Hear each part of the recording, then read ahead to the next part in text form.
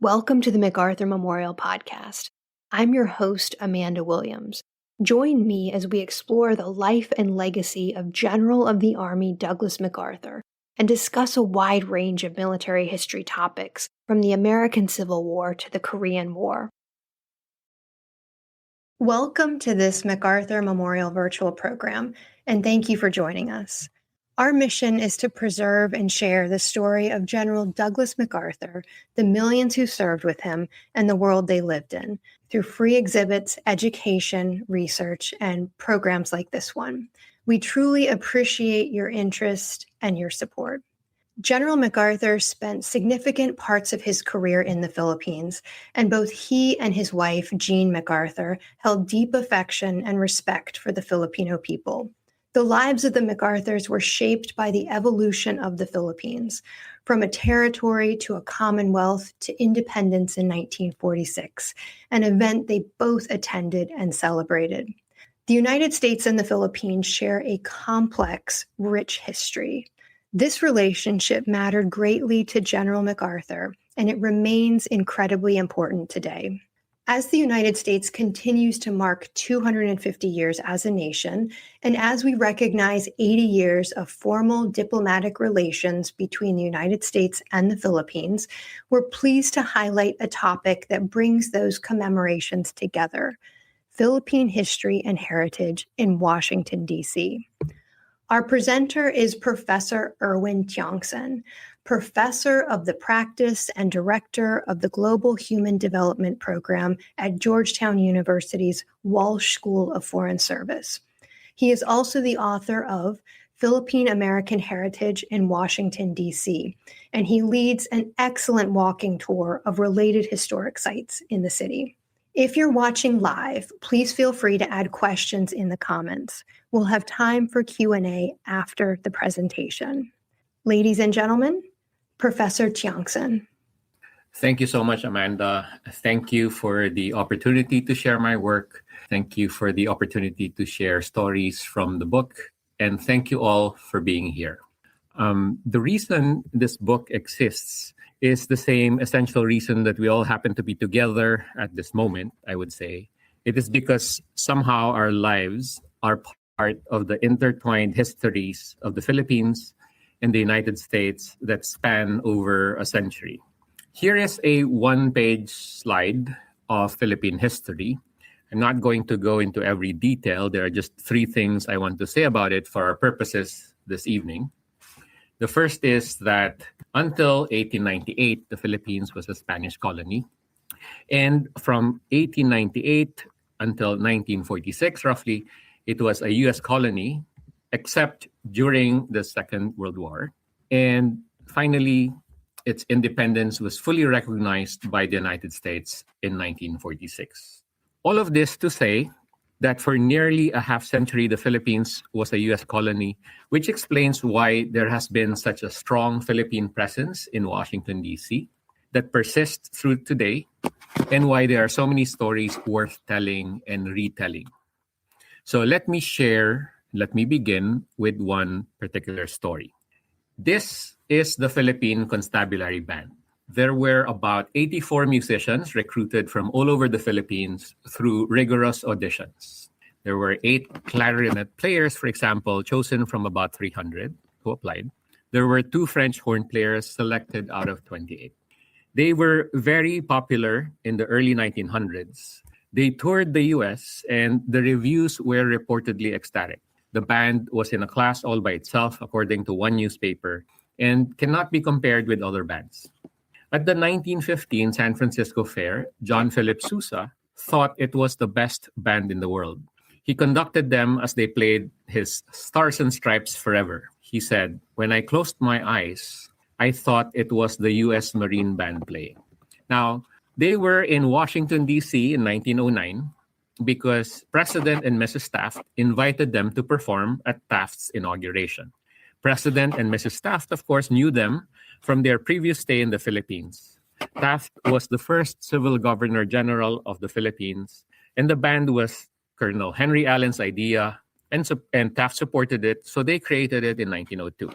Here on the on the right side of the screen, Mrs. Taft is wearing a traditional Philippine dress. Here is the inaugural program from March 1909, the schedule of concerts, and you can see very clearly a couple of the several concerts that the Philippine Constabulary Band led. And here they are performing. This would have been on Pennsylvania Avenue, I think.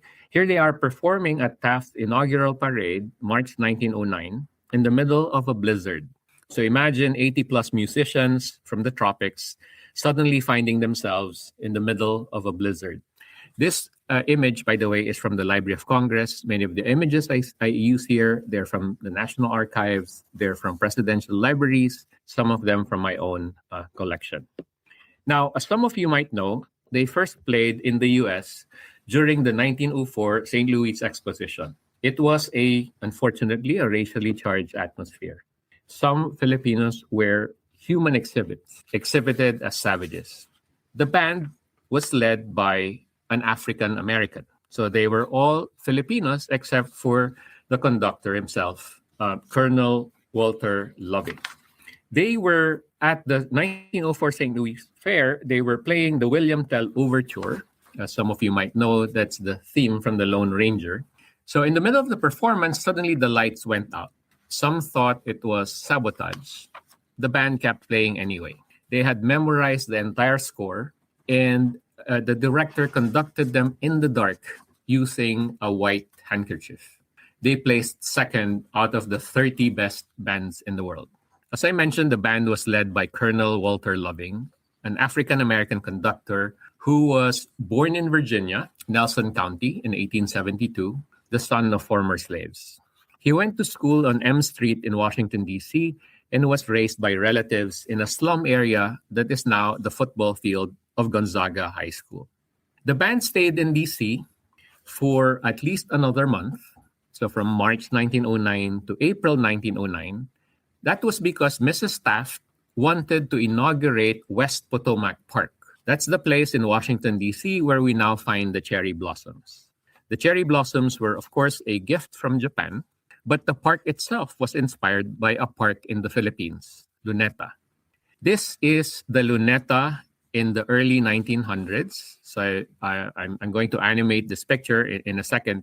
You can clearly see the bandstand. The Philippine Constabulary Band played here every evening, and Mrs. Taft wrote in her diary that Manila could lend anything to Washington may be a surprise to some persons. But the Luneta is an institution whose usefulness to society in the Philippine capital is not to be overestimated.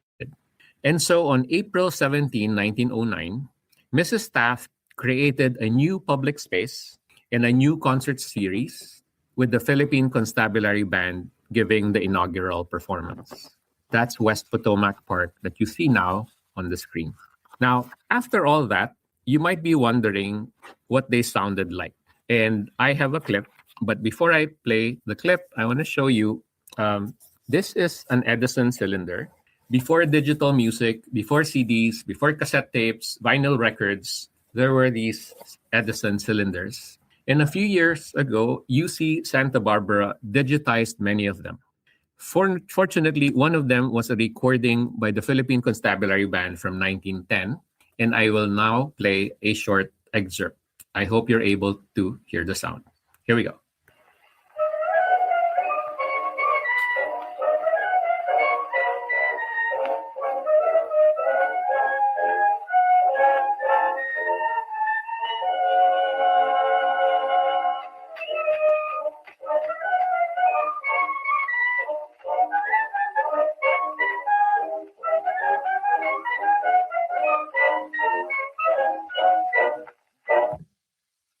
You were listening to a 1910 performance by the Philippine Constabulary Band. Some of you might have recognized the music. That was Sampaguita. Now, a few words about the research project that later led to the book. So this started out as a family project 14 years ago. So August 2012. My family and I had just moved back to Washington after spending a couple of years in the Philippines. And I looked at my children, Nicole and Raphael, and their mother and I asked ourselves, what could we teach them about our cultural heritage? And we thought, instead of having them memorize names and dates right here in our adopted home, we thought that maybe we could visit places that are important places in Philippine-American history. So that evening, when the Philippines on the Potomac project started, we were able to name 30 places. Places like the Woodrow Wilson House, where you can find a statue made in 1919 by a young man from the Philippines who was a waiter at a tea house in Rock Creek Park and who later became the first national artist for sculpture, Guillermo Tolentino.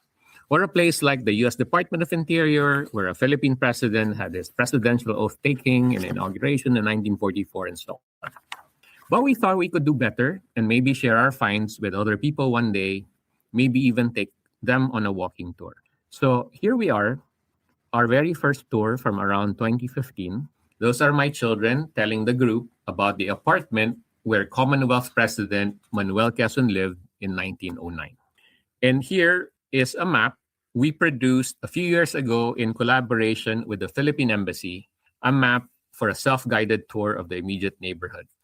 Very recently, led by fellows and interns at the East-West Center, Jackie Lei and her colleagues put together a story map based on this same project. I'm unable to share it with you yet because it hasn't been launched, but in due course, I hope to be able to share it. But looking back at what we had that evening in August 2012, we had a list of about 30 places. Fast forward to 2026, we now have a database of over 250 entries or 250 places. Now, in the middle of the lockdown during COVID in 2020, I thought I would put everything together in a book, like a guide to places in DC organized by neighborhood, and every place is accompanied by a photograph and a vignette. And then it took me 3 summers to finish, as I couldn't really do it during the regular academic year. And then thinking about that, that means around that time, what went into this book, 10 years of research, 3 summers of writing, and over this period, my almost daily conversation with my parents in the Philippines via FaceTime, sharing my finds with them. That's the math of the book. And the book is dedicated to my parents. For the rest of this presentation, I thought I would give you a sense of what the book is like and what the tours are like. So for the rest of this presentation, going back to our timeline, I would like to share stories set not too far from where I am at the moment and from where some of you are here in DC. And so it's worth remembering this particular period in Philippine-American history.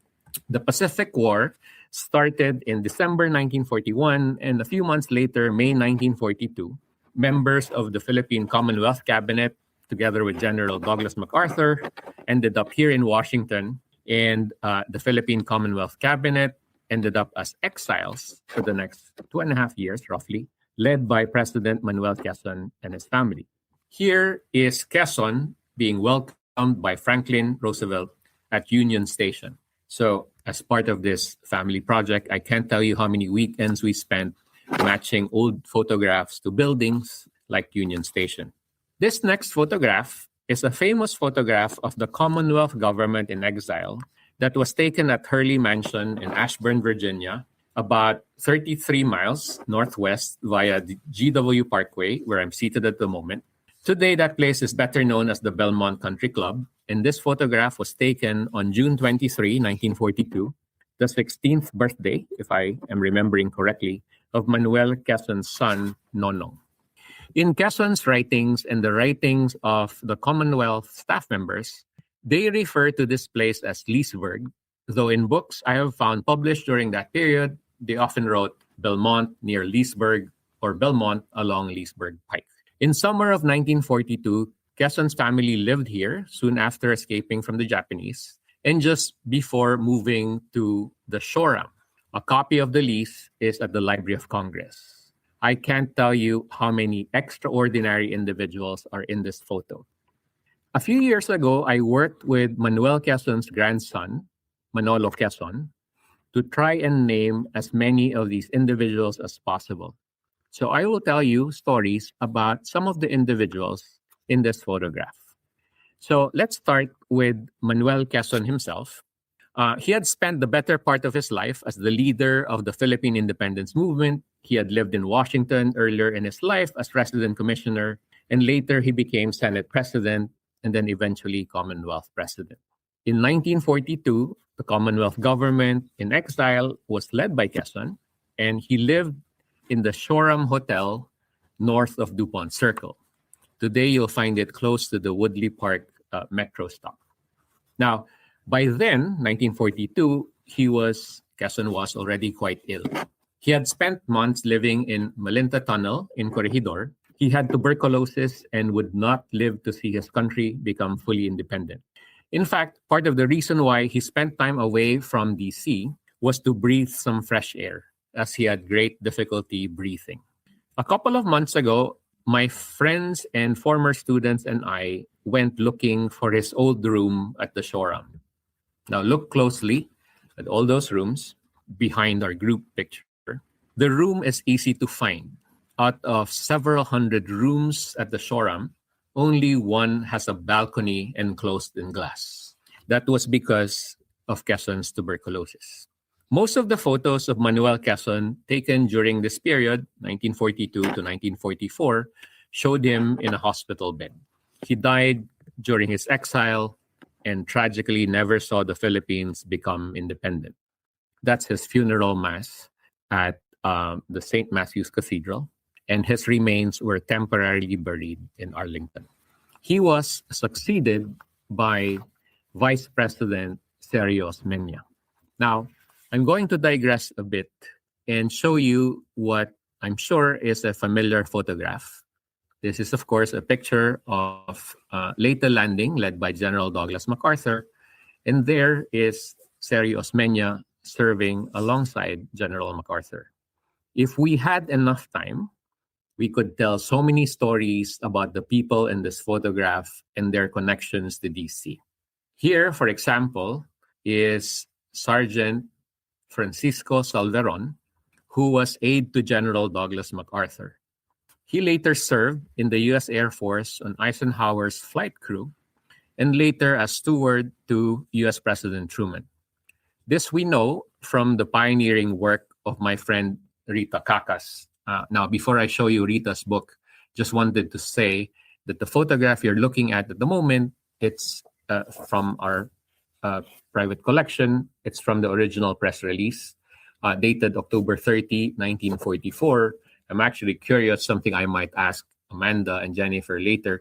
Are those personal effects among the memorial's collection? So I understand that's General MacArthur's cane and flying jacket and a few other items. Just curious if these items are still around. Anyway, we know a lot about Sergeant Salveron thanks to, as I said, the pioneering work of my friend Rita Cacas, who wrote a book called Filipinos in Washington, D.C. a few years ago. And there is a particular page dedicated to Sergeant Salveron. Now, back to our story. So I was talking about Sergio Osmeña. As vice president in exile, this was his office in downtown D.C. He had a small office on the third floor of this building, 1617 Massachusetts Avenue. It's now part of the Philippine Embassy. He lived a frugal life.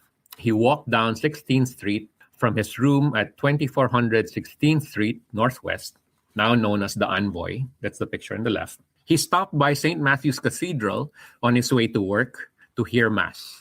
That was his life every day in exile. He was lonely, according to his biographer, and except for one daughter who was with him in Washington, he was away from the rest of his family and did not know whether the other family members had died during the Japanese occupation.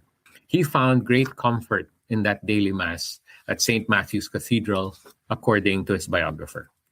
Now, on August 1, 1944, Carlos Romulo, he was then Colonel Romulo, Secretary of Information of the Commonwealth Government in exile. Later, he would become general, and in the post-war period, become an extraordinary global leader. And I'll say more about him later in this presentation. Romulo had an office on the second floor of the same building.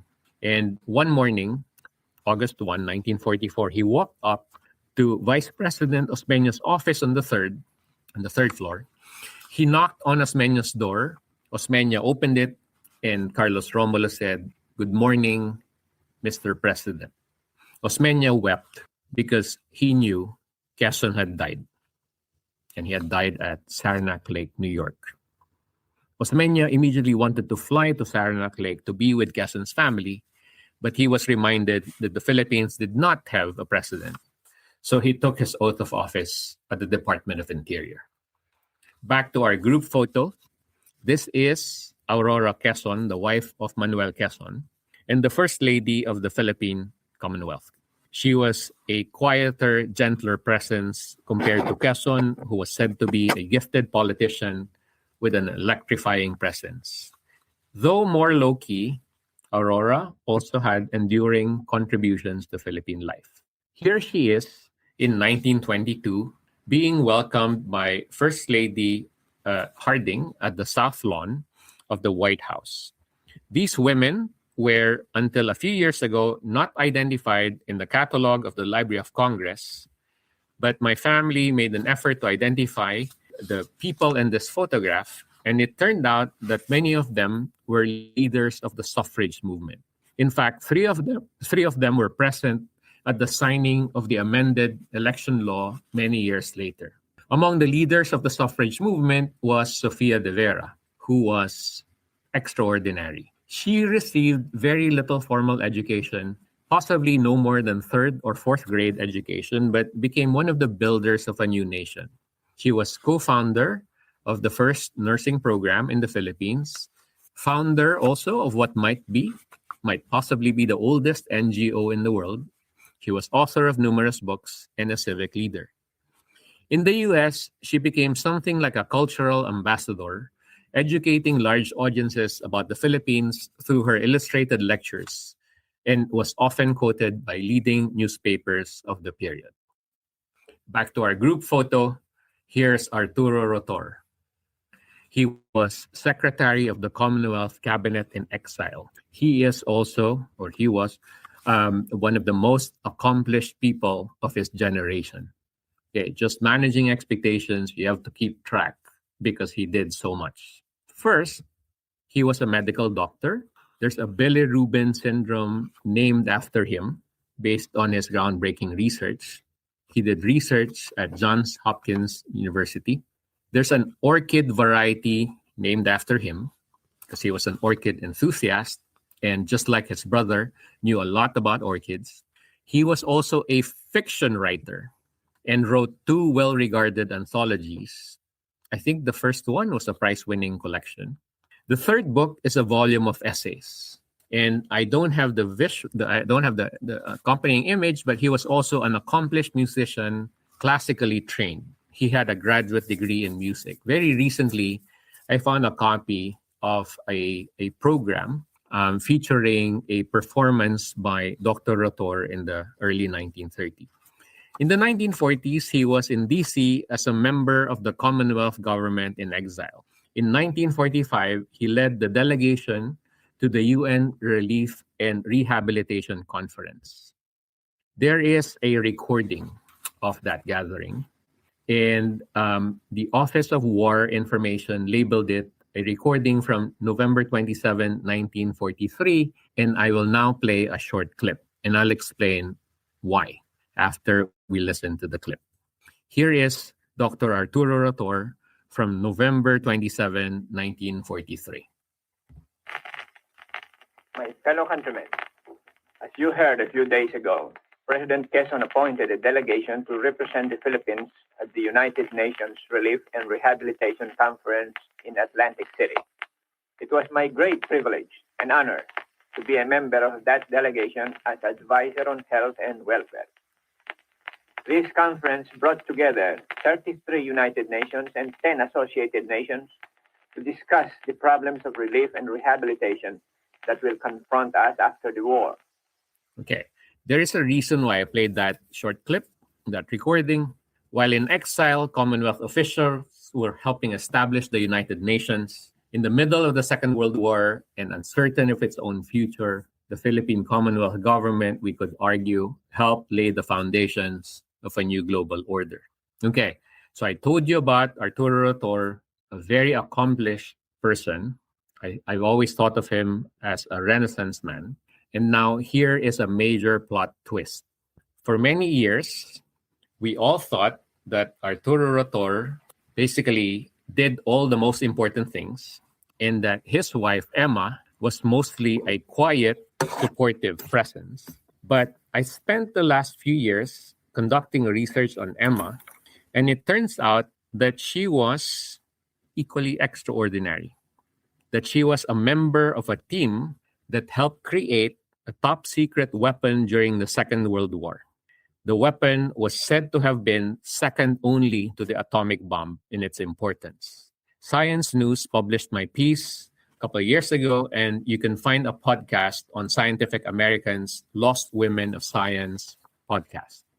So that's Emma Rotor, and together with her relatives, her descendants, we recently identified her in that group photo. She worked at Van Ness and this complex at the corner of Van Ness and Connecticut Avenue. That's the office of the National Bureau of Standards. It's where you can now find the University of DC or UDC. She worked with people like William McLean, inventor of the Sidewinder missile. And so you could make an argument that together with her colleagues, she helped develop one of the first versions of the smart bomb. She also worked, so by the way, I found this in the National Archives a few months ago. So this is the roster of staff members of the National Bureau of Standards. There's William McLean, inventor of the Sidewinder missile, and there's Emma Rotor. And as you can see, she also worked with Jacob Rabinow. Now imagine a top secret weapons research project right in Woodley Park, the heart of Washington, D.C. What was that like? I'm going to play an interview clip, a short excerpt from an interview with Jacob Rabinow. He took me to the Northwest building. We entered a beehive of activity. A better way to describe it was we entered a madhouse. He introduced me to a young man, and his words were, "This is Jake. He has some mechanical aptitude." And he walked out of the room. This was my formal introduction to the war effort. The man he introduced me to was Bill McLean, with whom I worked for many years and whom I admired greatly. I discovered that we were working on all sorts of things, safety mechanisms for rockets. We were building rockets. We fired rockets in the back of the Bureau of Standards, and one of them got away from me once. It was going for the hot shop on Connecticut Avenue and luckily hit a tree and never got there. I don't know if you caught that. They were doing top secret weapons research, and one day a rocket nearly hit a fast food restaurant on Connecticut Avenue. And earlier I told you about how I wrote about Emma Rotor, and it was published by Science News in January 2024.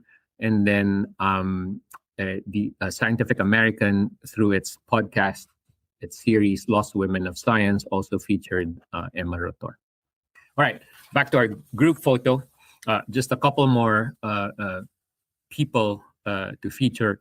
That's Estefania Aldaba-Lim. She was the first female clinical psychologist in the Philippines and founder of the Philippine Children's Museum. While living in DC, soon after graduating from the University of Michigan, she met and fell in love with Luis Lim, the son of General Vicente Lim, World War II hero, and the first Filipino graduate of West Point. Luis and Estefania were married at the Sacred Heart Shrine on 16th Avenue, 16th Street in Washington, D.C. And here she is that's the Sacred Heart Shrine. And this next photograph is a photograph taken at a banquet in honor of Filipinos in the U.S. Armed Forces. And she performed a complicated Philippine folk dance called the Abaruray. She was dancing with the glass of water and a lighted candle. And then she was so nervous that in the middle of her dance, the glass slipped. Amazingly, she caught the glass with her right hand, by the grace of God, she said, confidently placed it back on her head and finished her dance to loud applause. The Filipinos, of course, knew I had goofed, she later said. But Eleanor Roosevelt, who was in the audience, thought it was spectacular. Now, if you look closely at this group photo taken at the banquet, you can see Estefania Aldabalim right there. And they're mostly women, almost all women, except for one guy. And some of you might recognize him. That's Jesus Villamor, World War II flying ace, World War II hero, after whom the headquarters of the Philippine Air Force is named. And he lived in Washington for many years, briefly during the war, and then in the years after until his death in 1971, right here at the Georgetown University Hospital. Here he is being awarded the Distinguished Service Cross for his heroism by General Douglas MacArthur himself. Now, in the pre-war period, Jesus Villamor, served as one of U.S. President Dwight Eisenhower's flying instructors. Eisenhower was serving with General Douglas MacArthur at that time and was military advisor to the Commonwealth government. So this was in the 1930s, mid to late 1930s, pre-war period. Eisenhower's son, John, later wrote about his childhood in the Philippines, including his years studying in Baguio. While in the Philippines, Eisenhower put together the first Philippine Air Corps. That's Eisenhower in the middle. That's Jesus Villamor on the right. And Eisenhower also pursued his lifelong dream of becoming a pilot, with Villamor as one of his flying instructors. Now, Villamor thought Eisenhower was a terrible pilot, but he was a good student. One day, Eisenhower nearly crashed the plane. So Villamor starts yelling at him, "What's your excuse for your bad flying, Colonel?" he asked. "No excuse," Eisenhower said. Later, Villamor realized what happened and apologized to the colonel. Now, though Eisenhower was a terrible pilot, the Philippine government gave him a pilot's license anyway. This image I got directly from the Eisenhower Library. As you can see here, typewritten, issued by the Commonwealth of the Philippines, issued to Eisenhower, July 1939.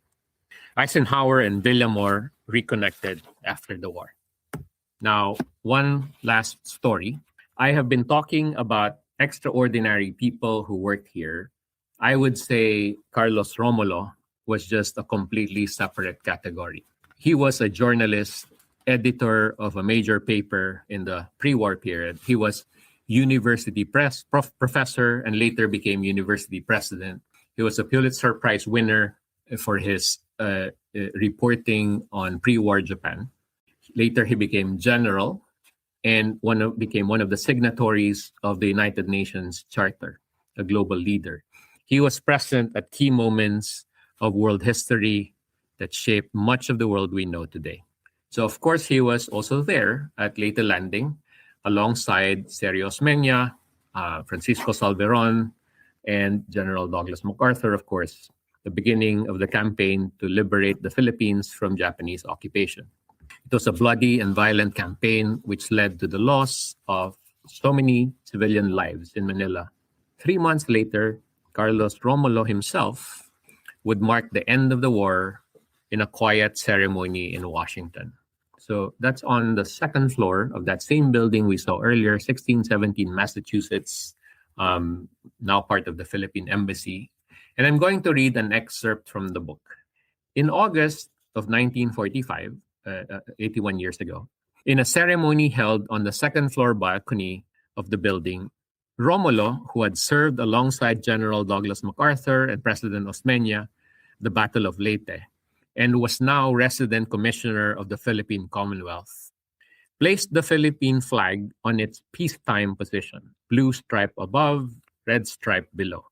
The flag was a personal item. It was a handmade gift from the mother and sister of Captain Harold Shoemate, a U.S. soldier from Houston, Texas, who served in the Philippines with the Coast Artillery Corps, became a prisoner of war after the fall of Corregidor, and died in prison in August 1942. The flag was prominently displayed in Romulo's office. The large and beautiful Philippine flag on my wall, that was a gift from my friends, the Shoemate family. He wrote in his book, My Brother Americans. And this flag accompanied Romulo wherever he went, according to newspapers. Throughout his public life, Romulo often spoke movingly of the quote, blood brotherhood and deep friendship between Filipinos and Americans.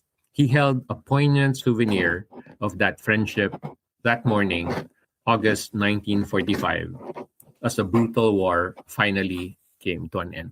I want to end with this image, this same group photo that we started with. And I wanted to end with this image of Belmont because I think of this place and all the sites I have found over the years as sacred ground. On this sacred ground, extraordinary men and women came before us. Some of them built new lives here in their adopted city, in Washington, D.C., in Maryland, in Virginia. Many of them helped build a nation, and many of them helped rebuild it in the years after the war. They lived and worked here in D.C., they made new friends, they shared meals, and as exiles, they longed for their families. Here is where they also marked the end of a global war. And here, in the midst of so much heartbreak and hurt during their exile, away from their families, in the most difficult days of the Second World War, they, as representatives of the newly formed United Nations, tried to help build a new and better world. I also wanted to end with this image, an old photograph overlaid on a new photograph, because there was one more reason why I started this project in 2012 with my family and why I wrote my book. At that time in 2012, my family and I had just moved back to Fairfax from the Philippines, and I was missing my friends, I was missing my parents, I was missing home. And this research project away from them has been, in many ways, an effort to find traces of my older home while creating a new home in my adopted city. Thank you for listening, and thank you for the opportunity to share my work. Well, thank you, Erwin. Thank you for taking the time to share all of your research with us. We do have a few questions from the audience and one from me. I was wondering, I was able to go on the walking tour with you a couple months ago, and it's an absolutely fantastic tour. If others are interested in that, is that something still available, or how do you find out more information about that? Thank you, Amanda. Thank you for joining that tour, and I hope you can join future tours. So these tours I just organize pro bono, on demand. Sometimes my kids join me. And so the easiest way to do this is just reach out to me. My email address is easy to remember. It's just 3 letters, my initials, ERT, @georgetown.edu. That's it. We'll just find a time that's convenient for both of us. I have requests at the moment, for example, to take people on a tour this Saturday, and then I think a couple of Saturdays from now. So we'll just find a time that's convenient for both of us. Usually it's a Friday afternoon or a weekend, Saturday or Sunday. We'll figure it out. Okay, great. And I think one of my favorite parts of the tour was, well, 2 things. First, I mean, if you go to DC a lot, you recognize a lot of parts of the city and a lot of landmarks.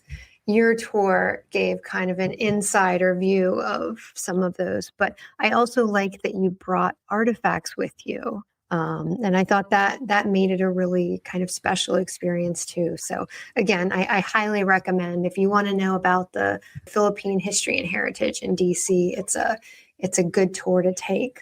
Let's see, next question. Do you know what Filipinos generally thought of DC? Did they write home about the experience and about their reception? You might not like my answer from what I've seen so far, looking at the work of Rita Cacas, even hearing from descendants of the first, the Filipinos who were in DC. This won't surprise you, and maybe this is like a disappointing answer. Of course, it's a mixed bag of various experiences. And some people felt welcome. Some people felt that they were that this was indeed their new home and felt welcome here. But others, of course, also experience, different forms of discrimination, certain jobs and occupations not accessible to them, despite having the education and credentials. Some of this you can read about in, once again, Rita Cacas's work, Filipinos in Washington, D.C. Some of this you can find online, some of the accounts about the lives of people who were here. I think it depends a lot also on how they ended up here in Washington, D.C. So some of them ended up here because they were attached to the resident commissioner's office. So that would have been the Philippine representative, the non-voting Filipino member of U.S. Congress. Manuel Quezon was himself a resident commissioner a long time ago. So imagine the staff members, and then imagine others who came to DC through different pathways. So there were those, for example, who first worked as farm workers in California, lost their jobs during the Great Depression, and struggled for a while until they ended up here in DC.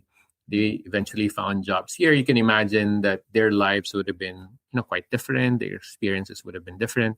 And then there's another group that also had a strong presence here. All the pensionados, those who were government scholars, came here to the United States to study and to prepare for a future career in public service in the Philippines. Carlos Romulo himself was one of the first pensionados, studied at Columbia University.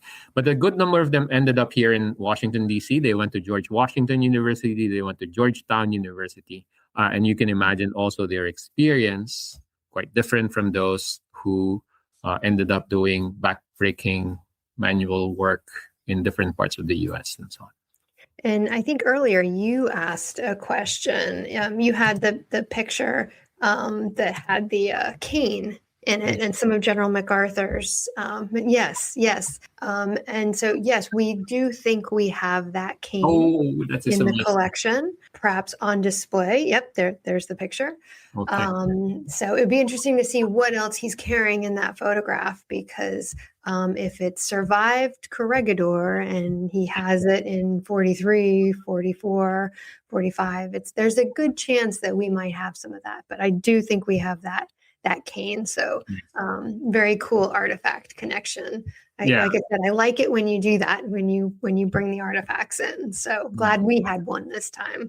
Yes, I will. So I'll scan this and I'll send you a picture. And it's really exciting when you find, it just makes it come alive when you're touching something from that particular moment. Yes. So, or not touching. I mean, I'm sure it's fragile. Right, with the glove. Yes. So, okay. All right. I think that is all of the questions that we have right now. So thank you, Erwin.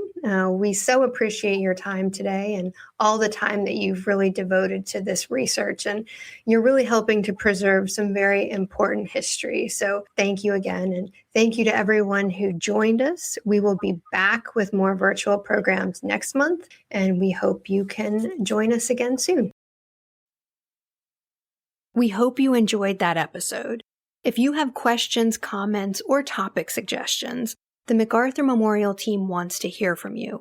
You can reach us at macarthurmemorial@norfolk.gov or find us on X at MacArthur1880 or on Facebook and Instagram as MacArthur Memorial.